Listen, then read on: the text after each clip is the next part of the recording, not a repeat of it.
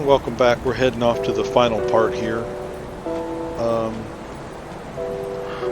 If you press J on your keyboard, you'll see your faction standing. Once you get friendly with Devil's Crossing, this Constance here will give you a quest to do, which takes you to an area called the Abandoned Waterfront.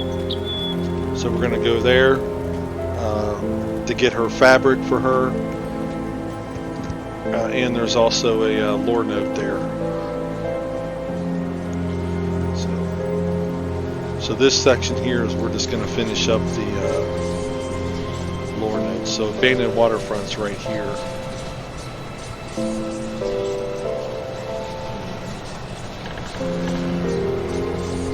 Here.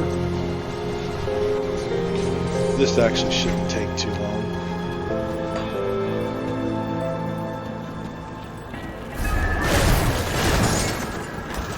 Because I normally do these quests on my playthrough,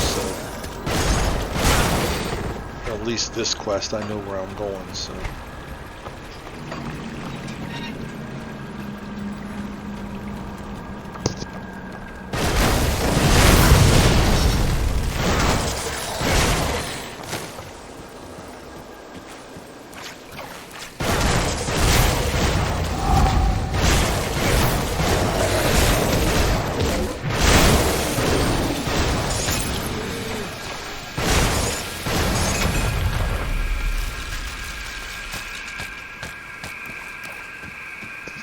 And nothing really good there, just looked like a bunch of junk and stuff.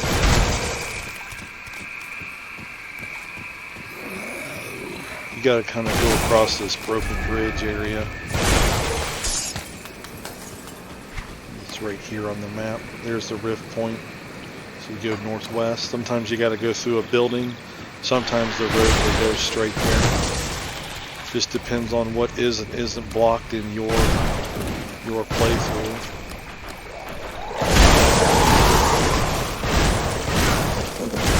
This is a secret area. It's not really a secret area. I don't know why I said that, because it's marked on the map, but there's a boss in there that drops a weapon, I think, for like night blades, and does a bunch of poison. We might go check it out. It might be a higher level than what I can do here, so I don't think so, but we'll check it out. There's one fabric.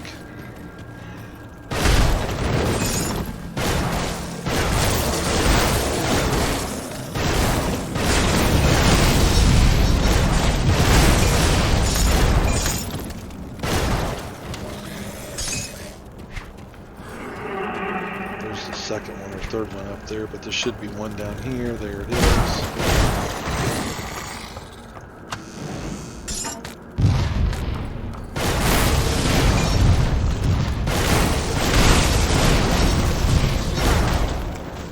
All right. The lore note's just up here.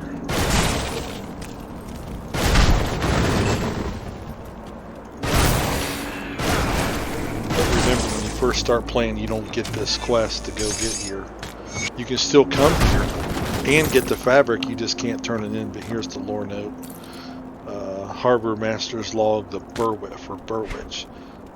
So this guy did the boats, did the harbor boating for here, the harbor boat management for these docks here. So let's see what we got. Harbor Master's Log, Burwitch. Let's see here. Another boat arrived filled with hooded prisoners, dozens of them. As usual, a wagon was waiting for them, but from what I hear, it doesn't take them far. One of the loading boys came back from Burwitch after visiting their new doctor, and he said the wagon stopped outside the warden's mansion. The lad asked about the prisoners, and one of the handlers said rehabilitation. Not sure what to make of that. There's been over a dozen of these prisoner transports in as many weeks. I just don't see how they can fit them all in that mansion. I don't care how big that place may be, Krieg won't be keeping a prison's worth of no good thieves under his roof. Something peculiar is going on there, and it don't settle right in my stomach. Might have to send word up the lake to Malmouth, get one of them inquisitors down here to look into this curiosity. Can't say I want one o' them inquisitors poking around here much either though. They make a man uneasy. Oh, so they were coming in off the boats. So they were coming from here, going all the way down to here, and well on down to the other harbor, this one, because this is Devil's Crossing right here. So they would take them out through the carts up the road to the harbor, put them on the boat, take them all the way through the water up to here. And this harbor master is saying that he watched the carts and they stopped in front of Krieg's Manor, which is just right here. That's interesting. And he doesn't know it apparently, but Inquisitor Creed is already looking at it.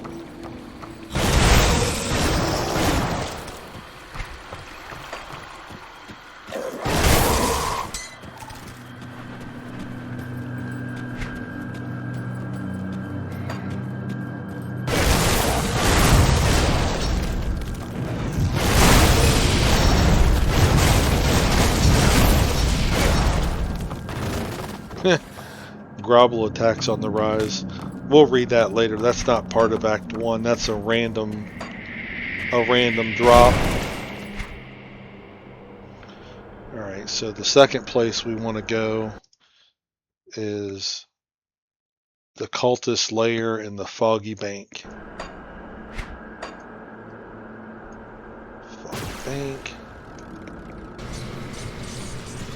And we want to come down here. Head into the Cultist Lair.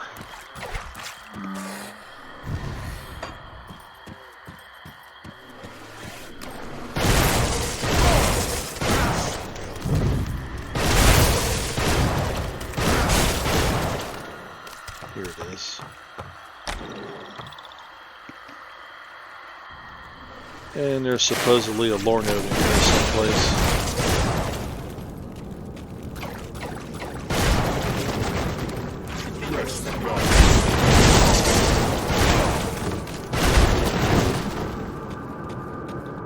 Here it is.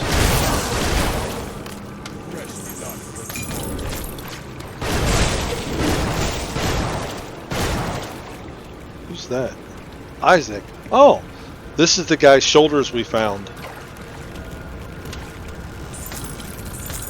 Remember I was saying we usually find his shoulders before we find him? Well, we found him. Missive to Whitemire Bloodhound.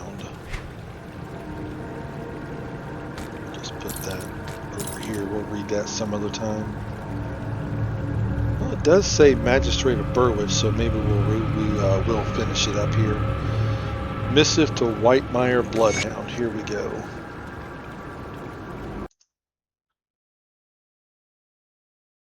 Bloodbound Missive. The time has come to strike at our ethereal nemesis in Whitemire. Even now, we gather our forces in the hills above Burwich for an assault on the village. However, before that can happen, we must first secure Whitemire so that there are no enemies at our backs.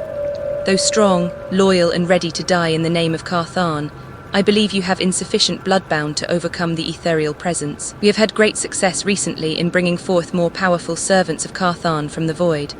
A single harbinger could wipe out all of the ethereals in Whitemire and even take on Devil's Crossing, which could serve as a stronghold for our order in this region. To bring forth a harbinger, you will need the blood and lives of at least 3 men. Gather the sacrifices however you see fit, either from refugees on the road, rover camps or chosen amongst your own bloodbound. Inform me of your success when it is complete. Ulto Traeg, Grand Priest. Oh.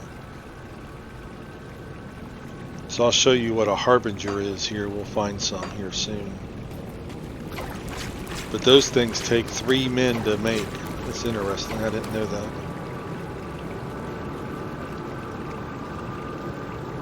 Yeah, already found the stash, Isaac. Already found it. Hope my things serve you well. Well, it did for a little bit. And then I guess he died. Yep. He's gonna... He's gonna die.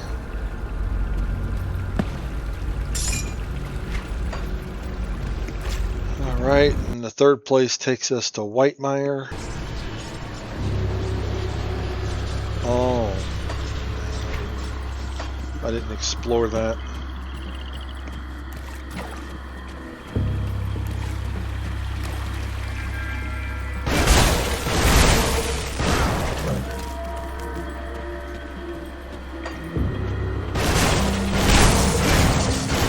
But yeah, those grobble attacks, that thing drops. That can drop, it's a global drop. It can drop anywhere in the game.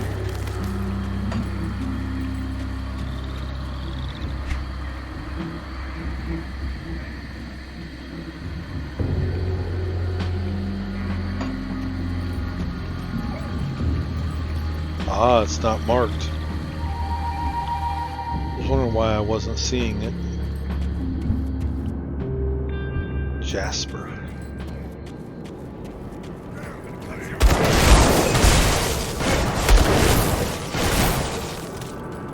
These guys are just called convicts. So this must be some of the other people that they were talking about that ran off and kind of did their own thing when the Grim Dawn started. Stay your weapons, stranger. We're no outlaws.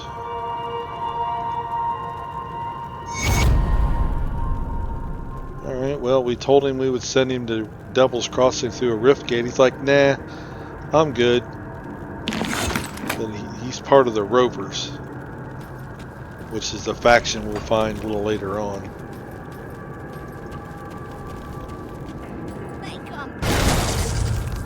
There's the dirt-covered note.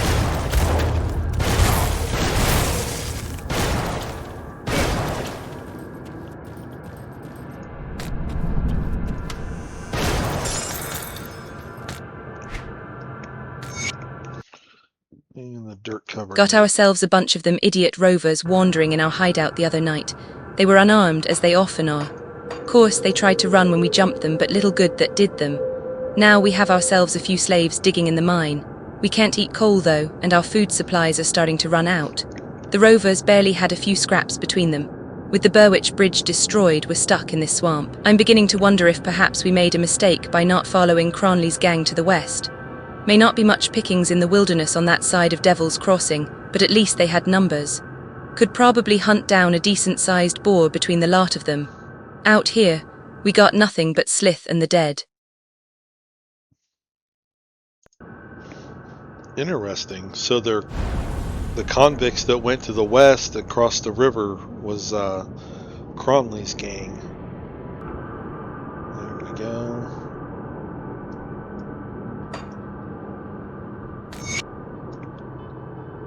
Warning, Grabble attacks. The Office of the Magistrate of Berwick has received increased reports of Grabble activity in the area. Citizens are advised to secure their homes, as Grabbles are known to steal loose scrap and valuables. While encounters with individual Grabbles rarely lead to injury, it is highly advisable that citizens avoid larger gatherings of the foul beastkin. Grabble encampments are characterized by heathen totems and piles of stolen property. If you discover the presence of Grabble totems in your area, do not approach them. Report the camp to proper authorities immediately. Well, there's no one to report it to. They're all dead. So those were the guys that we killed about halfway through Act 1. Those little... They looked like a bunch of mini shamans with totems and stuff. So just like the description said. Yeah, we killed a bunch of those.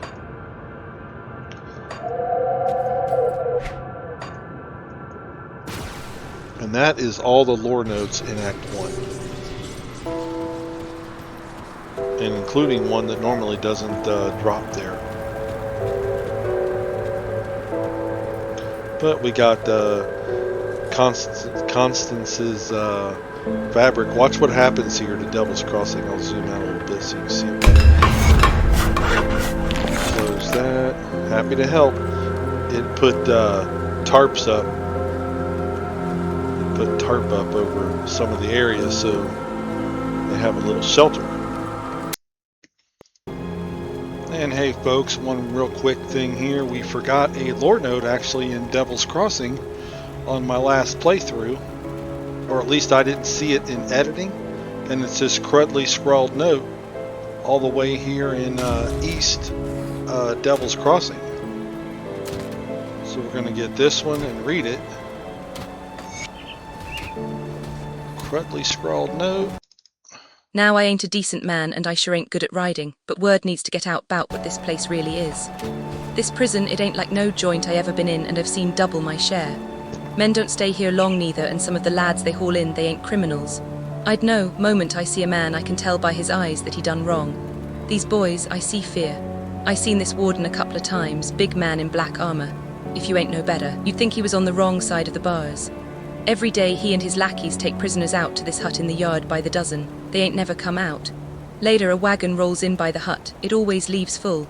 They don't let us out our cells no more, but I can tell there ain't much of us left. The halls are quiet. I'm the last man in my row. The others, they was taken in yesterday's batch. I ain't asking for pity. I know my end's in that hut. But perhaps this note will be my one good deed in my pathetic life.